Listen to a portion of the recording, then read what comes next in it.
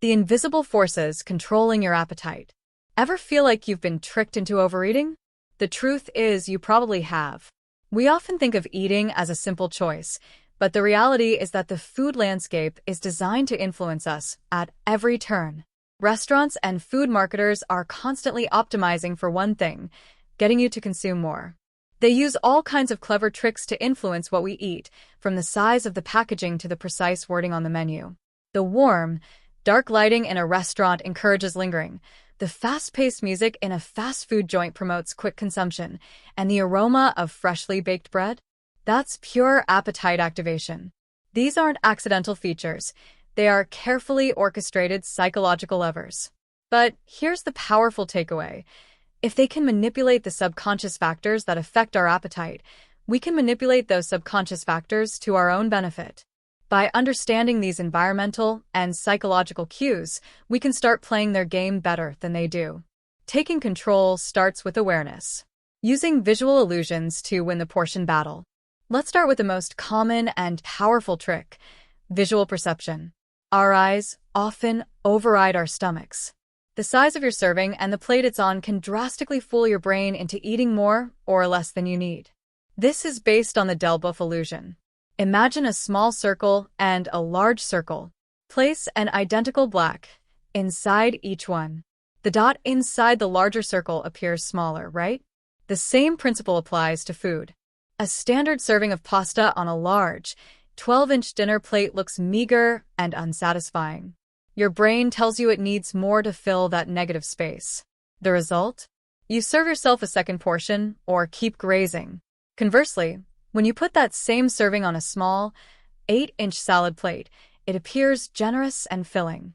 A modest serving on a very large plate can fool you into eating more than you need just to visually feel satisfied. The practical solution is simple. Switch to smaller plates and taller, thinner glasses. By tricking your brain into perceiving a larger portion, you can automatically reduce your actual intake by 20 to 30% without feeling deprived. It's a completely effortless, powerful dietary change. The social stop sign and the 20-minute rule. Our appetite isn't just governed by our eyes. It's heavily influenced by our social surroundings. When we're dining with friends, family, or in a large group, we tend to lose touch with our body's internal signals.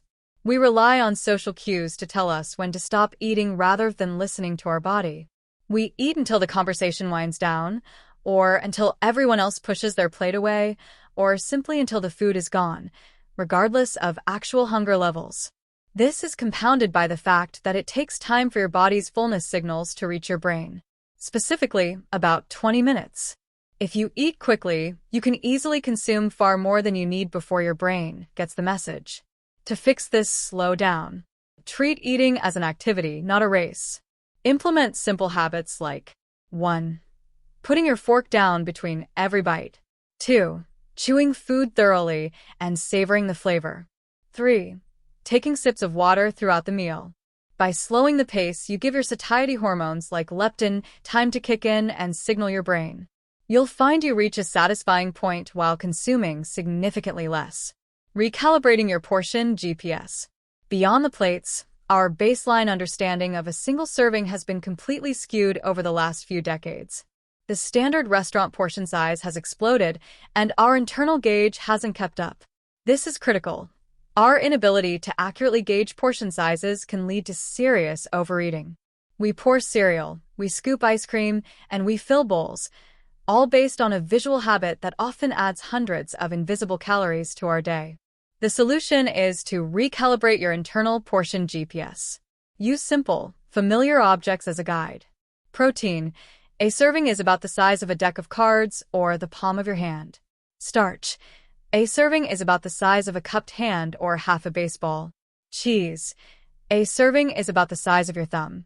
By using simple visual anchors, you start training your brain to recognize a healthy portion again. Use measuring cups and a food scale for a week or two to see just how much you've been overestimating. The knowledge alone can be a game changer. Controlling the food environment at home. The single most powerful tool you have for eating less and better is controlling your food environment, the kitchen. You can improve the health of your whole family by controlling the food you buy and the meals you cook. The first principle of healthy eating is this: if it's not in the house, you can't eat it. Your shopping list is your first line of defense.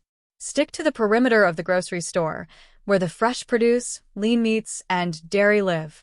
Avoid walking down the center aisles loaded with processed, packaged foods. When you cook at home, you have complete power. You choose the healthy oils, you control the amount of salt and sugar, and you dictate the portion size served at the table. Make the healthy choice the easy choice. Keep a bowl of pre-washed fruit on the counter. Put vegetables at eye level in the fridge. This simple environmental change eliminates decision fatigue and ensures that when hunger strikes, the most convenient option is the most nutritious. The power of modest incremental change. We often fail at weight loss because we seek dramatic, sudden change, the crash diet. These approaches are often unsustainable because they feel like punishment and require immense willpower. The best path forward is consistency, not intensity. Modest incremental changes to your diet are the best strategy for long-term weight loss. These small, easy-to-implement changes rewire your habits without triggering a sense of deprivation. Instead of cutting out all sugar, try substituting 1 soda per day with sparkling water. Instead of vowing to never eat dessert, commit to splitting 1 dessert with a friend. These small modifications don't feel like a sacrifice, but they create a cumulative, powerful effect over time. Focus on making 1 small, positive change a week. Once that change becomes a habit, a non-negotiable part of your routine, move on to the next one. This strategy builds lasting success, ensuring that your journey to eating less and better is one you can enjoy for life. Remember, eating better isn't about deprivation. It's about smart design. What is 1 small trick you'll try this week? The small plate or the 20-minute rule? Share your commitment in the comments below. If you found this psychological guide helpful, smash that like button and subscribe for more evidence-based health and lifestyle advice.